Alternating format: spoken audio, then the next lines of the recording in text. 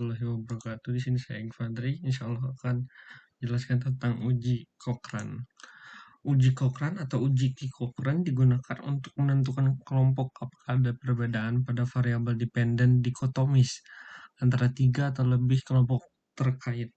Ini dapat dianggap mirip dengan one-way repeated measures ANOVA, tetapi dikotomi variabel independen atau sebagai perpanjangan uji McNemar.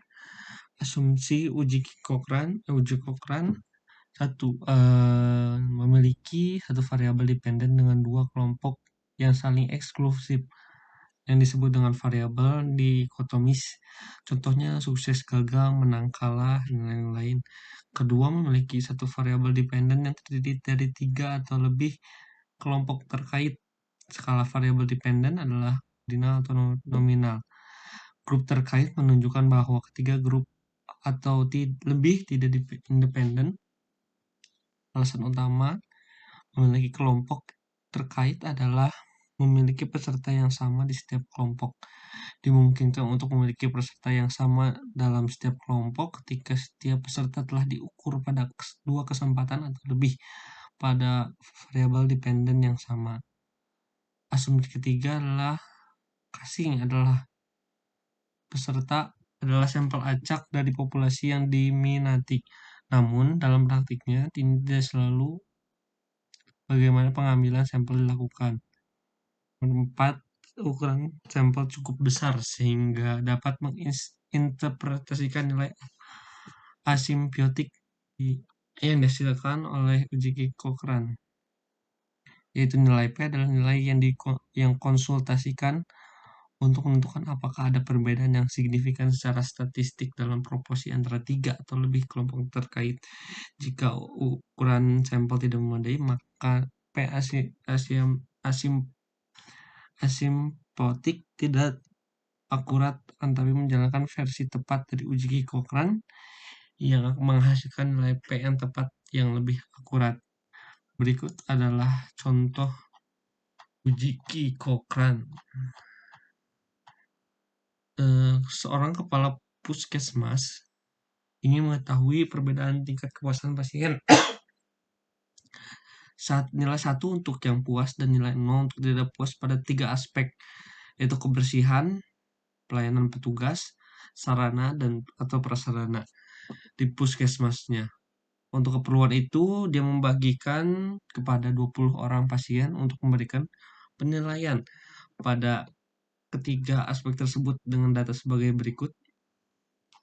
Lalu ujilah apakah ada perbedaan kepuasan terhadap pasien kepada tiga aspek di puskesmas tersebut dengan taraf kesalahan 5%.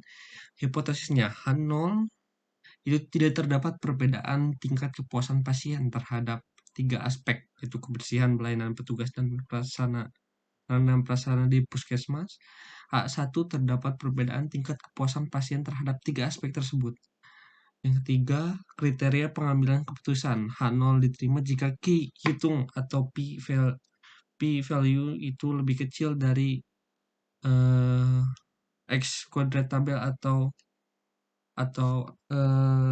alfa, dan nilai tolak HO jika Q hitung atau P value itu lebih besar dari X kuadrat tabel atau alfa.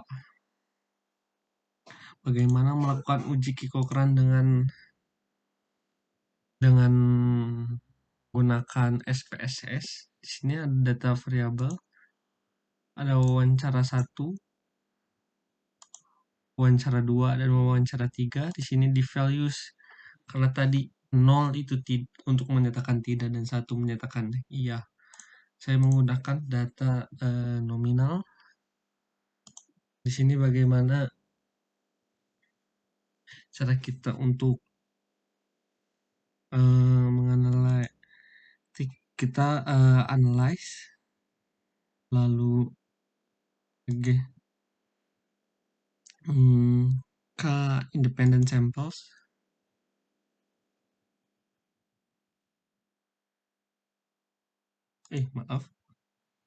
analyze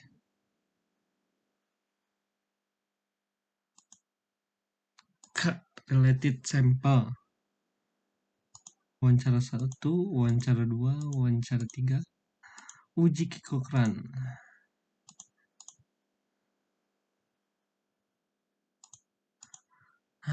Seperti ini. Kira-kira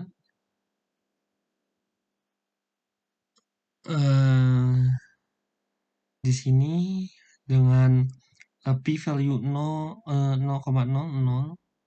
itu lebih kecil daripada 0,05, maka 0 itu ditolak. Maka kesimpulannya tidak terdapat perbedaan tingkat kepuasan pasien berdasarkan 3 aspek kebersihan pelayanan petugas. 3 aspek yaitu kebersihan, pelayanan petugas, dan sarana